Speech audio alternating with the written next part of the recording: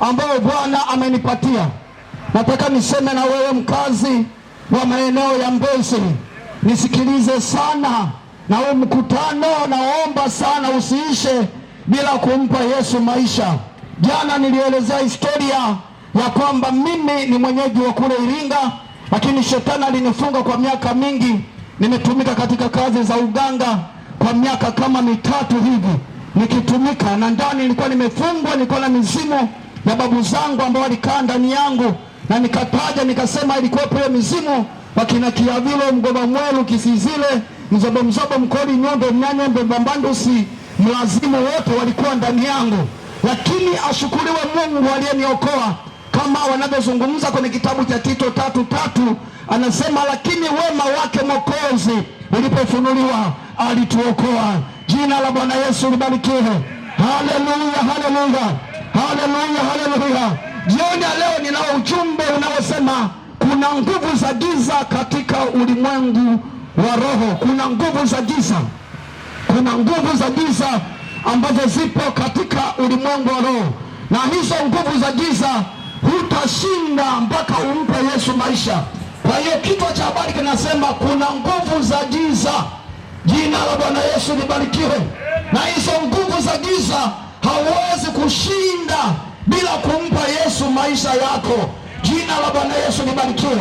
Ninaposema nguvu za giza, nafikiri unanielewa. Nguvu za giza zinaishi katika ulimwengu wa pili, ambazo hizo huwezi kuziona kwa macho ya damu na nyama. Na ndio maana wakati ule nilipokuwa kanisani, nilipokuwa katika enzi hizo za uganga, nilikuwa ninaongea na zile roho. Wakati natembea naongea peke yangu na hizo roho. Ukiniangalia wewe unaona kama naongea na mtu, lakini kumbe naongea na zile roho. Zile roho huwezi kuziona kwa macho ya damu na nyama. Kwa hiyo nimesema ya kwamba kuna nguvu za giza katika ulimwengu wa roho tunazopambana nazo. Hizo bila kumpa Yesu maisha hauwezi kushinda. Jina la Bwana Yesu libarikiwe. Bwana Yesu asifiwe. Kwenye kitabu kile cha Waebrania sura ile ya 2 kuanzia ule mstari wa 3, maandiko yanasema, sisi je, tutapateje kupona tusipojali wokovu mkuu namna hii ulionena na Bwana na ukathibitika kwetu. Haleluya, haleluya, haleluya, haleluya. Unasema tutapateje kupona tusipojali wokovu mkuu namna hii ulionena na Bwana na ukathibitika kwetu. Nataka nikwambie, ili uweze kuwa salama, ili uwe salama, ni lazima umpe Yesu maisha. Vinginevyo huwezi kushinda nguvu hizi za giza. Na ndio maana hata jana nilizungumza nikasema, kwa nini uteseke wakati Yesu yupo? Yesu yupo kwenye viwanja hivi vya Galilaya. Yesu yupo kwenye viwanja hivi jioni ya leo. Mpe Yesu maisha yako, utakuwa salama. Mpe Yesu maisha yako, utakuwa mbali na mateso. Mpe Yesu maisha yako, utakuwa mbali na kuonewa. Mpe Yesu maisha yako, utakuwa mbali na kukandamizwa. Haleluya, haleluya. Bila kumpa Yesu maisha, ndugu yangu, hizo nguvu za giza hutazishinda. Maana katika ulimwengu wa roho kuna mapepo, kwenye ulimwengu wa roho kuna majini. Ndio maana unasikia mwingine ameanguka chooni, mwingine ameanguka bafuni. Ni kwa sababu ya nini? Kwa sababu kuna nguvu za giza alizokutana nazo katika ulimwengu wa roho. Jina la Bwana Yesu libarikiwe. Haleluya, haleluya. Sasa twende moja kwa moja kwenye kitabu kile cha Ufunuo sura ile ya 12 kuanzia ule mstari wa 7. Ufunuo 12 mstari ule wa 7, nitasoma kama ilivyoandikwa. Maandiko yanasema, kulikuwa na vita mbinguni, Mikaeli na malaika zake wakapigana na yule joka, na yule joka naye akapigana nao pamoja na malaika zake. Mstari wa 8 unasema, nao hawakushinda, wala mahali pao hapakuonekana tena mbinguni. Maandiko yanasema mstari wa 9, yule joka akatupwa, yule mkubwa nyoka wa zamani aitwaye Ibilisi na Shetani audanganyaye ulimwengu wote, akatupwa hata nchi, na malaika zake wakatupwa pamoja naye.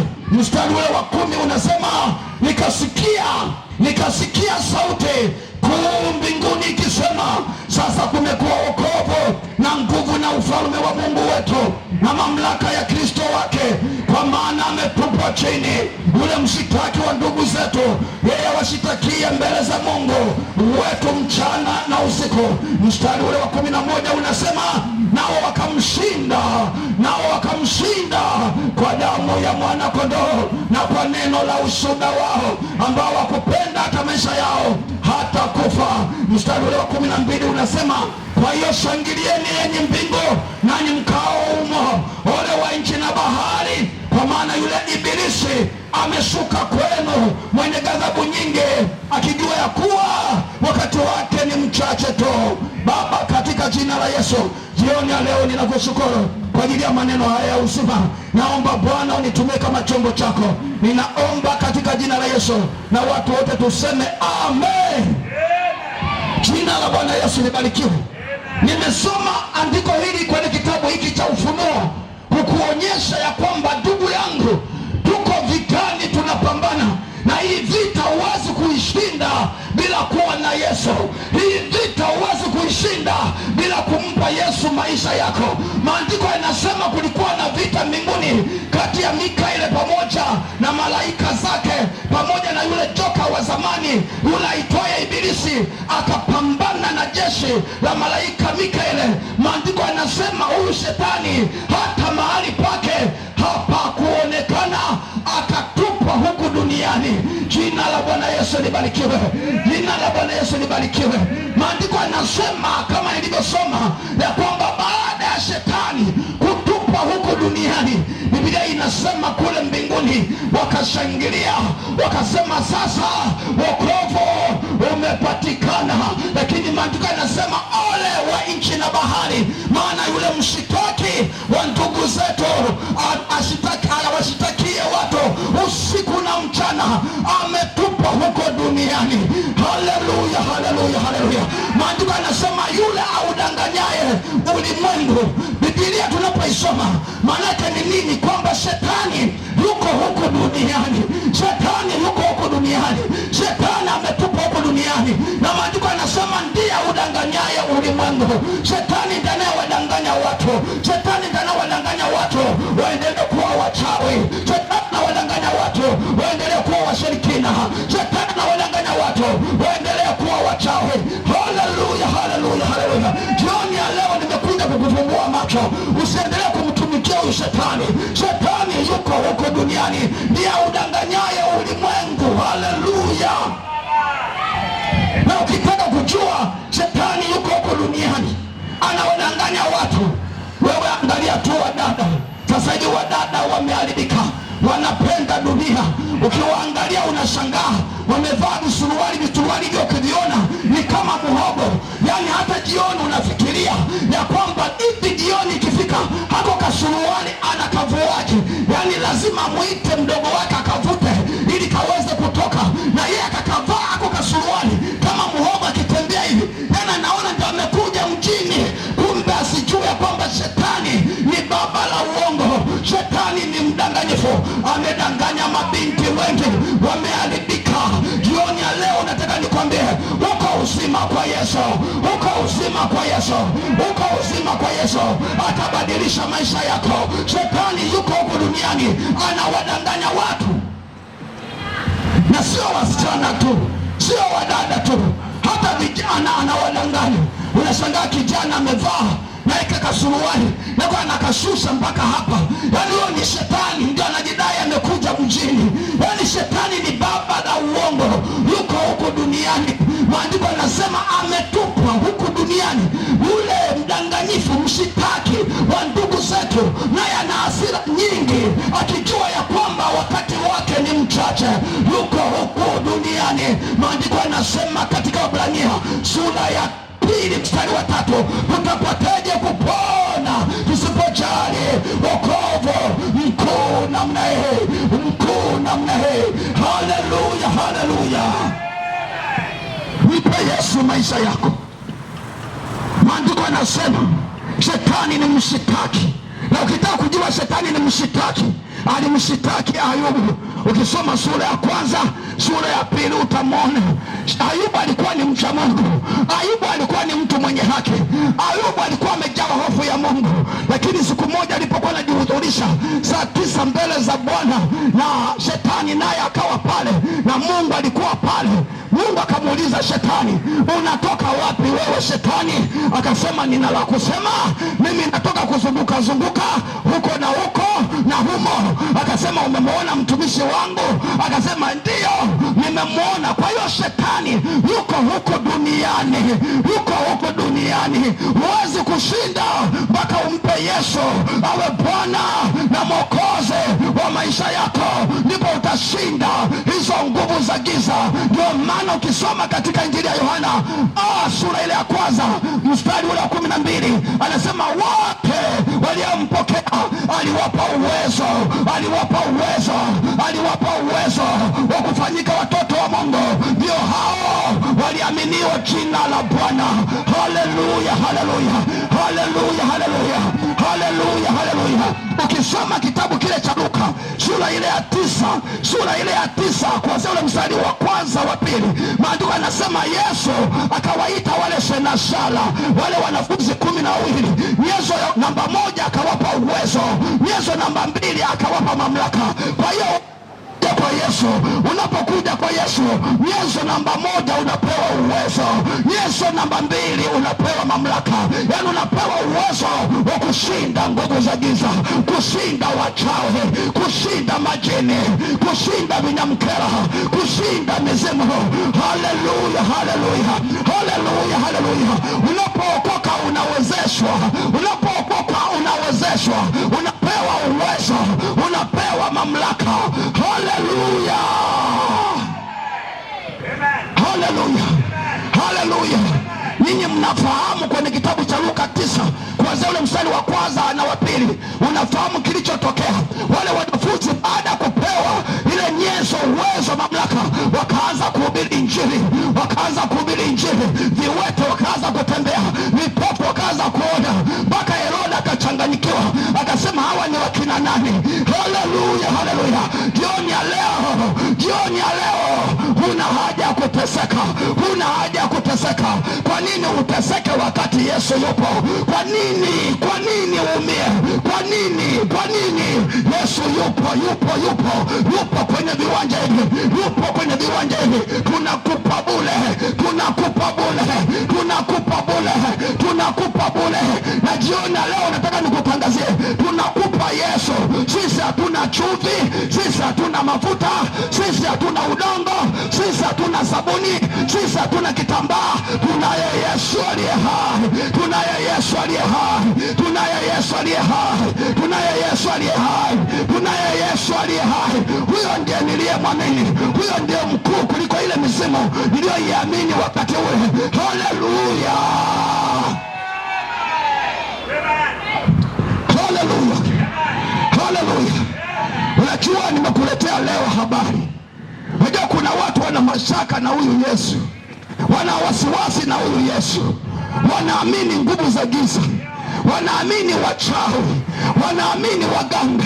Sasa mimi nilikuwa huko, nilikuwa na uwezo wa kuangalia Uganda, nilikuwa na uwezo wa kuangalia Marekani, hata Dar es Salaam hii kabla sijaja nilikuwa naifahamu, na kule baharini ndio nilikuwa nakufahamu. Yaani nikifumba macho tayari niko kule. Lakini leo nimeshamwamini Yesu. Yeye ni Bwana wa mabwana, yeye ni simba la kabila la Yuda. Haleluya, haleluya, haleluya, haleluya, haleluya, haleluya. Kwake kuna uzima, kwake kuna uzima, kwake kuna uzima. Haleluya. Kuna nguvu za giza na uwezo kushinda bila Yesu. Kwenye kitabu kile cha Waefeso sura ile ya 6 mstari ule wa 10, Waefeso 6 mstari ule wa 10, maandiko yanasema hivi, hatimaye mzidi kuwa hodari katika uweza wa nguvu zake, vaeni silaha zote za Mungu mpate kuzipinga hila za shetani. Narudia tena, maandiko yanasema hatimaye hamzidi kuwa hodari katika uweza wa nguvu zake. Nguvu zake, nguvu za nani? Maana za Yesu, sisi tunamtegemea Yesu. Na kwenye Ufunuo sura ya 12 mstari ule wa 7 maandiko yanasema nao wakamshinda kwa damu ya mwana kondoo, kwa damu ya mwana kondoo wakamshinda yule shetani, yule joka wa zamani, kwa damu ya mwana kondoo na maisha yao matakatifu walioyaishi. Nasi tunashinda kupitia Yesu Kristo. Haleluya, haleluya, haleluya, haleluya, haleluya, haleluya. Kwa Yesu atulogeke, kwa Yesu tunanenepa, kwa Yesu atulogeke, kwa Yesu tunanenepa. Haleluya. Hatimaye mzidi kuwa hodari katika uweza wa nguvu zake. Vaeni silaha zote za Mungu mpate kuweza kuzipinga hila za shetani, maana kushindana kwetu sisi si juu ya damu na nyama, bali juu ya falme, juu ya falme, juu ya falme, juu ya nguvu za giza, juu ya jeshi la pepo wabaya. Maanake kwenye ulimwengu wa roho kuna nguvu za giza, kwenye ulimwengu wa roho kuna falme, kwenye ulimwengu wa roho kuna mapepo yanayofanya kazi masaa yote, yani masaa yote hawalali. Sasa utapataje kupona usipojali wokovu mkuu namna hii? Hatuna hata mahali pa kukanyaga, hatuna mahali hata pa kukanyaga. Maandiko yanasema mpingeni shetani naye atawakimbia. Utapinga kwa jina la nani? Haleluya. Tunalo jina la Yesu, tunalo jina la Yesu, tunalo jina la Yesu. Hilo jina ni kiboko, hilo jina ni dawa tosha, hilo jina sio la kawaida. Unapotaja jina la Yesu, nataka nikwambie kuzimu wanatetemeka. Unapotaja jina la Yesu, yani tangia tuanze mkutano huu, unapotaja jina la Yesu, mashetani hayanywi damu tena, mashetani hayanywi damu tena. Tangia tulipoanza mkutano huu, sio mkutano huu tu, yani tangia kanisa hili lilipokuja hapa, yani wachawi wamefyata mkia, majini yamehama, yani tunguli zimepasuka. Kwa hiyo kazi huku imekwisha. Haleluya, haleluya, haleluya, haleluya, haleluya, haleluya, haleluya, haleluya, haleluya, haleluya. Kuna nguvu za giza. Sasa utashindaje? Kuna wakuu wa anga, kuna pepo wabaya wanaokaa ardhini, kama unavyoona majeshi ya ardhini, na shetani naye anayo majeshi ya ardhini. Yani wachawi wao wanapita chini kwa chini, yani kuna njia huko chini. Halafu kuna majeshi ya angani, majeshi ya angani nao wachawi wana majeshi ya angani, yani wana majeshi ya majini. Kwa hiyo mashetani yapo kila mahali. Utapataje kupona usipojali wokovu mkuu namna hii? Jioni ya leo nimekuletea habari za matumaini kwamba kwa Yesu kunalipa, kwa Yesu kunalipa, kwa Yesu kunalipa, kwa Yesu kunalipa, kwa Yesu kunalipa, kunalipa kwa Yesu.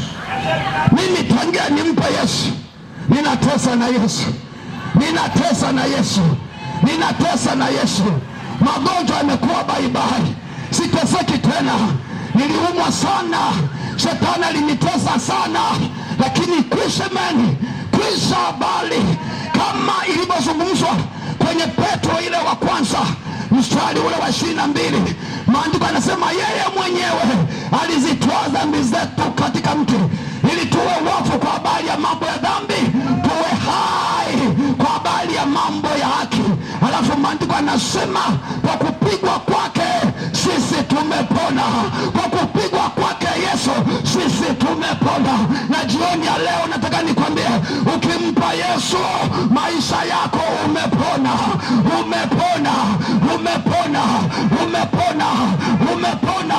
Hutateseka tena, hutateseka tena. Nataka nikwambie kitu. Unajua, pamoja na kuwa witch doctor, lakini nilikuwa na kizunguzungu, nilikuwa na kifafa.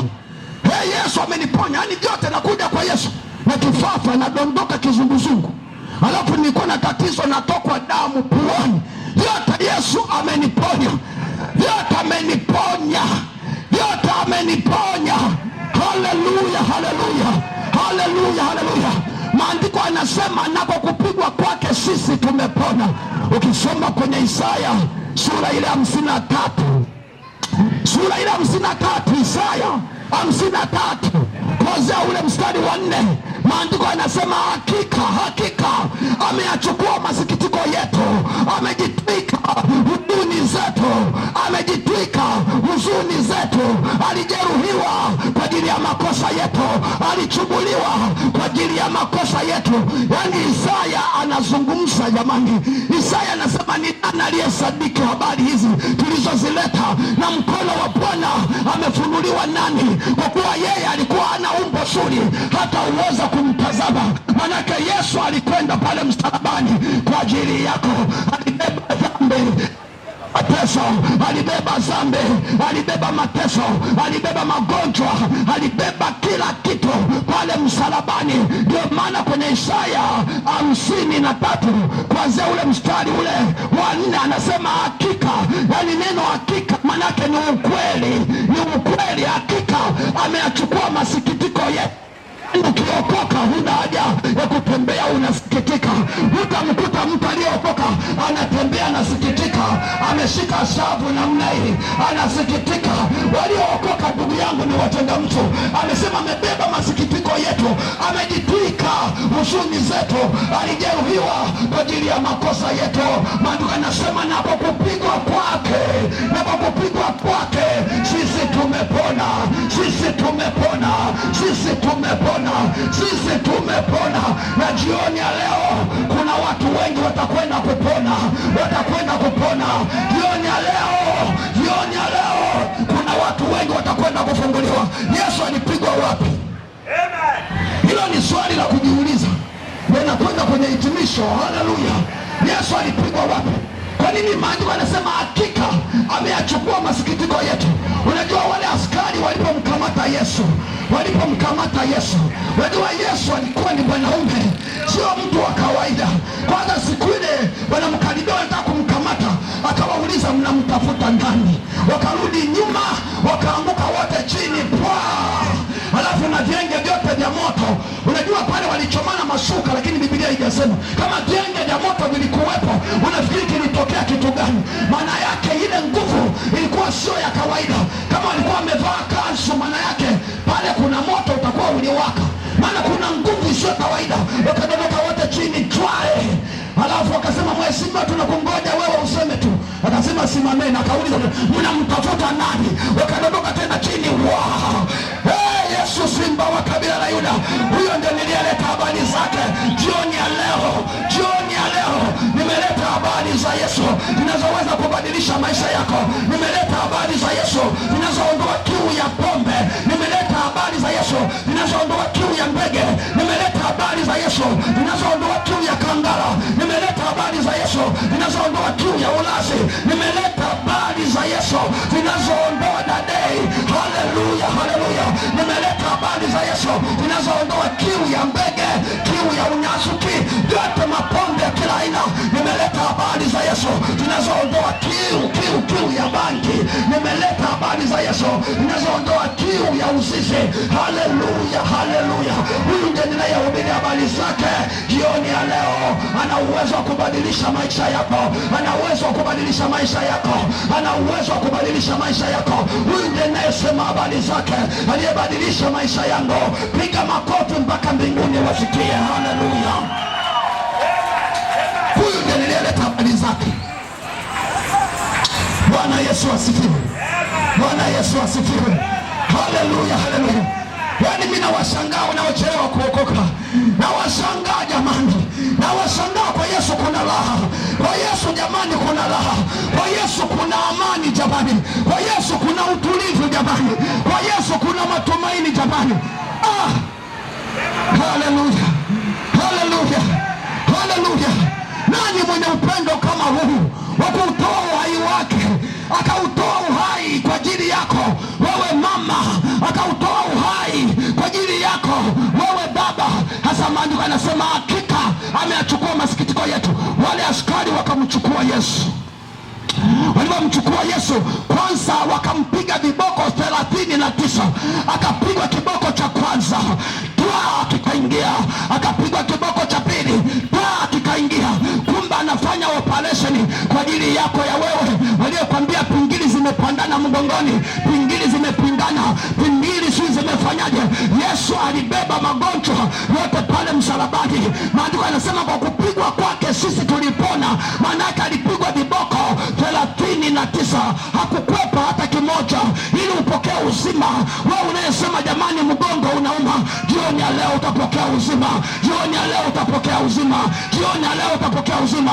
Yesu alipigwa viboko 39 ili upokee uzima, ili upokee uzima. Haleluya, haleluya. Yesu akapigwa viboko 39, lakini askari wale hawakuishia hapo. Askari wale wakatengeneza taji ya miba, wakasema wewe si unayejiita mfalme, sasa dawa yako ni miba. Wakatengeneza taji ya miba. Kule kwetu Iringa kuna miba mirefu sana, huwa tunaiita migegele.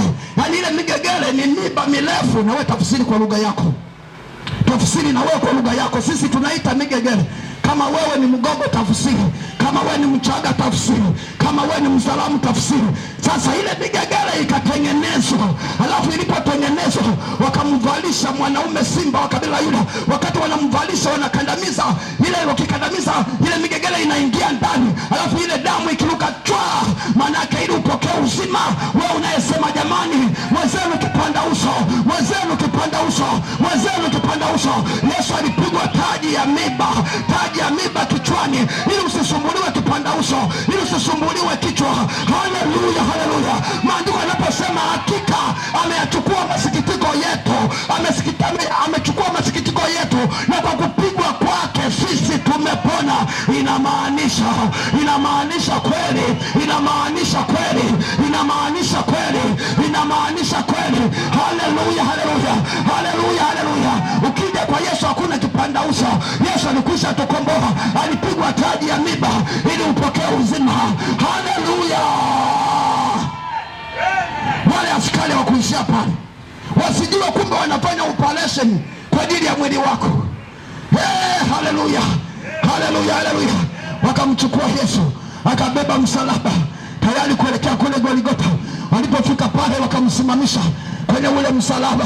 Walipomsimamisha wakasema sasa, kabla hawajamsimamisha wakamlaza pale msalabani, wakagonga msumari mkono wa kulia. Na ile misumari sio ya sasa hivi inchi 3, ile misumari ilikuwa ni mirefu. Wakapiga nundanga, alafu damu zikaluka mkono wa kulia. Wewe unayesema jamani mkono wa kulia umepooza, mkono wa kulia umepoa, mkono wa kulia si umekuwaje? Yesu alikwisha kulipa gharama, alikwisha kulipa gharama, alikwisha kulipa gharama, alilipa gharama pale msalabani. Na nimewaombea wengi, watu wengi waliopooza mikono wamepokea uzima. Haleluya, haleluya. Wakachukua mkono wa kushoto wakagonga msumari, damu zikaluka paa. Wewe unayesema jamani mikono yangu mkono wa kushoto umepooza, Yesu alikwisha kulipa gharama, Yesu alikwisha kulipa gharama, Yesu alikwisha kulipa gharama. Mshangilie Bwana kwa makofi, mshangilie Bwana kwa makofi. Haleluya, haleluya. Wale askari wakuishia pale, kumbe wanafanya operation. Soma vizuri ile Isaya 53, ni hakika amechukua masikitiko yetu, kwa kupigwa kwake sisi tumepona. Hiyo ndio kujiangalia na wewe umeokoka, umepona kweli. Kama utapona bado, manake unabeba kifurushi kwenye kampuni usioijua. Yaani wewe unabebeshwa mizigo bila kujua. Haleluya. Mungu atusaidie sana, Mungu atusaidie sana. Wale askari wa kuishia hapo wakachukua mguu wa kulia wakapiga msumari maana ulianza inawezekana wa kulia, kama ni wa kushoto mimi sijui, lakini maandiko hayajasema. Lakini walipiga msumari, mguu wa kulia ukaingia wewe unayesema jamani mguu wangu wa kulia jamani umepooza, si mguu wa kushoto umepooza. Yesu alikwisha kulipa gharama zote pale msalabani. Hakuna miguu kupooza, hakuna vitu kutembea kwenye miguu yako. Yesu alikwisha kulipa gharama, Yesu alikwisha kulipa gharama, Yesu alikwisha kulipa gharama. Yesu ni kiboko cha wachawi, Yesu ni kiboko, ni kiboko. Haleluya. Wale askari wakamuinua mwanaume simba wa kabila la Yuda, na yale majambazi matatu ya mawili yale yakainuliwa, lingine kulia lingine kushoto. Alafu unajua unapozikwa kaburini, wale wanaoondoka mapema usifikiri wote wanaenda mbinguni. Pale kuna misalaba mitatu pale. Inawezekana kuna mwizi wa saa ya mwisho anatubu, na kuna mwizi ambaye amekataa kutubu, na kuna msalaba ule wa katikati wa Mwokozi. Bora umkubali Yesu mapema leo Mwokozi, maana kuna wakati mwingine kifafa kinaweza kikaja ghafla kabla hujatubu. Ulisema nitatubu kesho, kifafa kinakuja, unaondoka. Patana na Yesu wako jioni ya leo, patana na Yesu jioni ya leo, patana na Yesu jioni ya leo. Haleluya! Wakamsimamisha Yesu, simba wa kabila la Yuda, akiwa pale msalabani, amebeba dhambi za ulimwengu, amebeba uchafu wa kila aina. Haleluya, haleluya! Na alizungumza maneno haya akasema, Eloi Eloi lama sabakitani, Mungu wangu mbona unaniacha? Na Mungu akasema, kwa kweli kwa saa hii mimi nakuacha Bwana. Hebu beba hayo, maana umebeba matakataka mengi. Alibeba kila dhambi za kila aina. Akasema, mwanaume komaa mwenyewe hapo msalabani, mimi na dhambi ni tofauti. Kama anavyozungumza kwenye Isaya 59, anasema hivi, tazama mkono wa Bwana haukupunguka hata usiweze kuokoa, wala sikio lake si zito hata lisiweze kusikia, ila maovu yenu yamewafarakanisha na Mungu wenu. Tena amesema hataki hata kusikia. Kwa hiyo pale hakutaka kusikia hata dhambi alizokuwa amezibeba Yesu, simba wa kabila la Yuda, akiwa pale msalabani. Alafu mwisho akatamka maneno haya, akasema, Baba, naiweka roho yangu mikononi mwako. Akasalimu roho, akasema, yamekwisha. Haleluya, haleluya! Yamekwisha, manake yamekwisha mateso. Mateso bye bye, mateso bye bye, sukari bye bye, presha bye bye, vidonda vya tumbo bye bye, magonjwa bye bye. Akasema yamekwisha, yamekwisha, yamekwisha. Kila mmoja ingie patakatifu, kila mmoja amkubali Yesu. Jioni ya leo hatuna chumvi jamani, jioni ya leo hatuna vitambaa kama wanakogawa huko, jioni ya leo hatuna mafuta, jioni ya leo tunaye Yesu. Haleluya, haleluya, haleluya, haleluya! Askari wanakuja pale, wanakuja, jambazi la kwanza alijafa, wakasema kulikoni, wakavunja mguu. Wakaenda jambazi la pili alijafa, wakavunja mguu tena. Wakamwenda kwa simba wa kabila la Yuda, Yesu mwanaume. Wakashangaa, jamaa kashaondoka muda mrefu. Wakasema, usikuta huyu jamaa, wakati tunavunja mguu wa kwanza wa huyu jambazi aliona, na mguu wa pili wa huyu jambazi aliona. Sasa jamaa huyu inawezekana amekti. Wakasema, sasa dawa yake, Afande John, leta mkuki. Afande John akatoa mkuki, lakini haijaandikwa Afande John jamani. Haleluya, haleluya! Unaangalia muktadha, Afande John, leta mkuki. Wakachoma mkuki ubavuni. Biblia inasema damu na maji vikatoka ili upokee uzima. Wewe unayesema jamani, mwezenu mbavu, jamani, mwezenu mbavu, jamani, mwezenu mbavu, Yesu alichoma mkuki ubavuni, damu na maji vikatoka ili upokee uzima, ili upokee uzima, ili upokee uzima. Haleluya, haleluya! Nishangilie Bwana, yupo kwenye viwanja hivi. Huna haja kuteseka tena, huna haja kuteseka tena. Jioni ya leo yako majibu kwenye viwanja hivi. Haleluya! Unangoja nini? Unasubiri nini? Haleluya, haleluya! Sisi tumeleta habari njema, habari za Yesu zinazoweza kubadilisha.